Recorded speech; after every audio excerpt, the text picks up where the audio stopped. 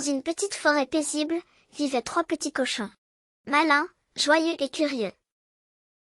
Ils décidèrent de quitter la maison de leur mère et de construire leur propre maison, se lançant dans une aventure excitante.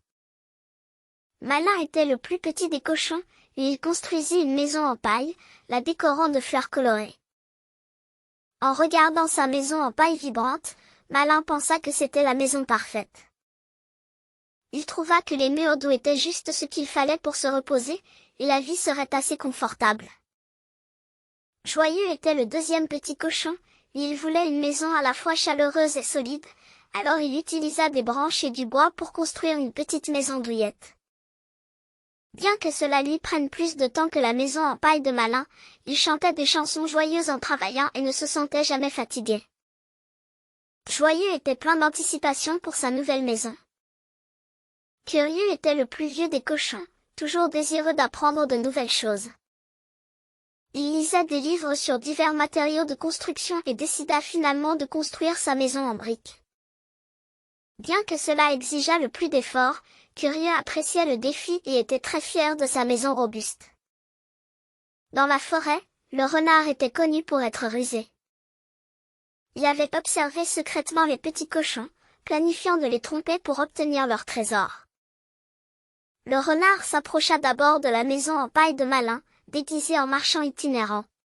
« Bonjour, petit cochon, » dit le renard en tenant un panier. « J'ai les meilleures graines magiques. Si tu les plantes, elles pousseront en un arbre plein de pièces d'or. Que vas-tu échanger pour cela ?» Excité par l'idée d'un arbre magique, Malin échangea rapidement sa couverture chaude d'hiver contre les graines. Cependant, après des mois d'attente, rien ne poussa. Alors que le temps devenait froid, il se retrouva sans couverture et dut se précipiter chez Joyeux pour se mettre à l'abri. Non satisfait de son premier tour, le renard revint des mois plus tard chez Joyeux, déguisé en devin. « Petit cochon, je peux voir votre avenir, » exagéra-t-il. « Je vois une tempête de neige dangereuse qui approche. Vous avez besoin d'un parapluie spécial fait avec des plumes d'oiseaux dorés pour protéger votre maison. J'en ai un ici. Échangez-moi un peu de votre bois de chauffage contre cela. » Toujours optimiste et confiant, Joyeux accepta sans hésitation.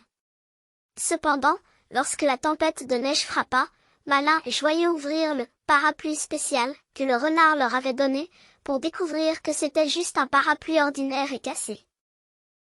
Encore une fois trompés, ils se retrouvèrent sans bois de chauffage et durent fuir vers la maison en briques de Curieux pour se mettre à l'abri.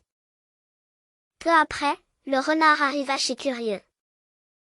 Cette fois, il décida de tenter son dernier tour, se déguisant en célèbre explorateur et arrivant à la porte avec une carte au trésor.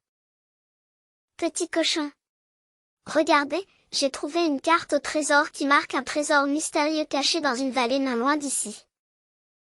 Si vous êtes prêt à venir avec moi, nous pourrons trouver d'innombrables pièces d'or et des joyaux. » Annonça le renard avec enthousiasme, essayant d'attirer les petits cochons hors de la sécurité de la maison en briques avec la promesse d'un trésor. Curieux savait depuis un certain temps que le renard viendrait, car il avait déjà trompé ses deux petits frères. Ainsi, Curieux avait préparé des pièges tout autour de leur maison. Il murmura discrètement à Malin et Joyeux. « C'est encore un piège du renard. Faisons semblant d'accepter, mais exécutons notre propre plan. » Les trois petits cochons firent semblant d'être excités et acceptèrent de partir à la chasse au trésor avec le renard. Le renard emmena les trois petits cochons dans une vallée déserte, montra un petit bosquet au loin, et dit « Le trésor est là-bas.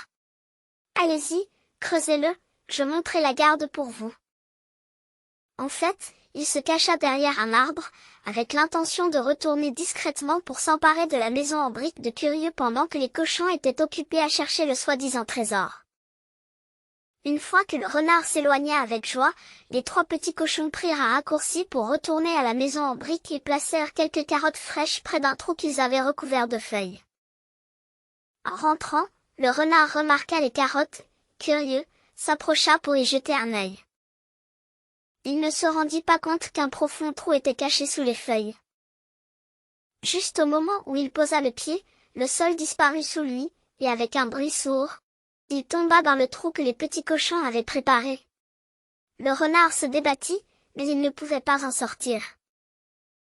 Se rendant compte qu'il avait été complètement dupé par les petits cochons, le renard se sentit honteux et impuissant. Les 3 petits cochons s'approchèrent et le tirèrent hors du trou. Curieux dit, Monsieur Renard, vous n'avez pas besoin de vivre par la tromperie. Si vous êtes prêt à être sincère, nous pourrons partager davantage de bonheur ensemble. En regardant les petits cochons intelligents, le renard sentit leur gentillesse. Il comprit enfin que ses ruses non seulement blessaient les autres, mais qu'il perdait aussi de véritables amis. Il soupira et dit, vous avez raison. Je me suis trompé de chemin. Il est peut-être temps de changer. Ainsi, les 3 petits cochons et le renard firent la paix.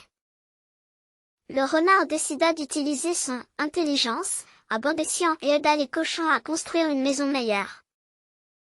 Les 4 amis travaillèrent ensemble, réparant non seulement la maison en briques, mais en plantant aussi de belles fleurs et des arbres fruitiers autour.